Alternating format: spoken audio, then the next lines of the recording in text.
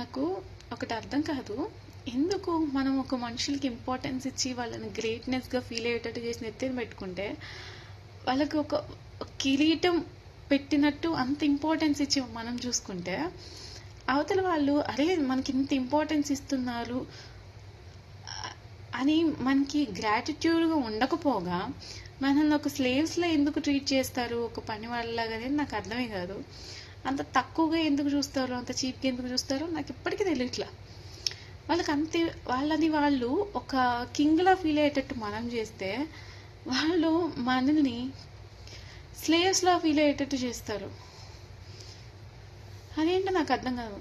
Even అమ్మాయిలైనా సరే ప్రిన్సెస్లా feel అయ్యేటట్టు చేస్తే అబ్బాయిని స్లేవ్స్లా ఫీల్ అయ్యేటట్టు చేస్తారు. I don't know. సో ఎప్పుడైనా ఏ రిలేషన్షిప్ అయినా ఎప్పుడు తెగిపోతుందో తెలుసా, గొడవ పడినప్పుడు కాదు. వీళ్ళతో ఎంత గొడవ పడినా ఇంకా వేస్ట్ అనుకొని ఒక పాయింట్ ఆఫ్ టైంలో విరక్తి పుట్టి ఇంకా ఆ ఆర్గ్యుమెంట్ తర్వాత మాట్లాడడం మానేస్తారు కదా, అప్పుడు భయపడాలి. ఎందుకంటే ఆ రిలేషన్షిప్ అప్పుడు పూర్తిగా తెగిపోయినట్టు అర్థం. ఎందుకంటే ఇంకా వాళ్ళకి ఇట్స్ ఓవర్, ఇట్స్ ఎండ్ అనమాట. నేనైతే ఇంకంతే, ఇంకా నేను అన్లిమిటెడ్ ఛాన్స్లు ఇచ్చేస్తా. దాని అర్థం నాకు సెల్ఫ్ రెస్పెక్ట్ లేదు, సిగ్గులేదని కాదు.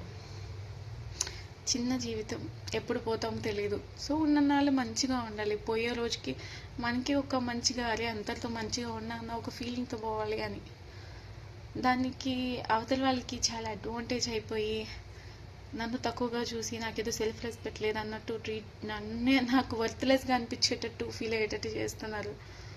సో ఐ థింక్ అప్పటికి చాలా మంచి క్వాలిటీస్ లెఫ్ట్ చేసుకుంటూ వచ్చా. బట్ ఇంకా నేను చేంజ్ అవ్వాలి అని ఎప్పటికప్పుడు నాకు కొత్త పాఠాలు నేర్పిస్తూనే ఉన్నారు. మంచిగా ఉన్నంత దరిద్ర జీవితం కోరలేదు నన్ను అడిగితే.